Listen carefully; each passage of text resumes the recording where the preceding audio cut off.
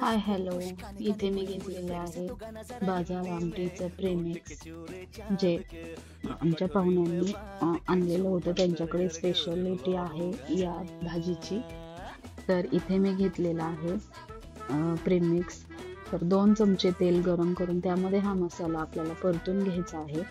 तर या मसाल्यामध्ये सगळ्या डाळी आणि शेंगदाणे प्लस मसाले याचं मिश्रण असतं, जे की प्रिझर्वेटिव्ह टाकून आपल्याला हे छान बनवून दिलेलं असतं. तर हा मसाला छान परतून यामध्ये आपल्याला अर्धा लिटर पाणी ॲड करायचं आहे आणि यामध्ये आपल्याला जर गरज वाटली तर मीठ आणि तिखट किंवा मसाला ॲड करायचा आहे. तर हे आपल्याला छान 15 मिनिट उकळून द्यायचं आहे. तर पाहू शकता किती छान आमटी तयार झालेली आहे. धन्यवाद.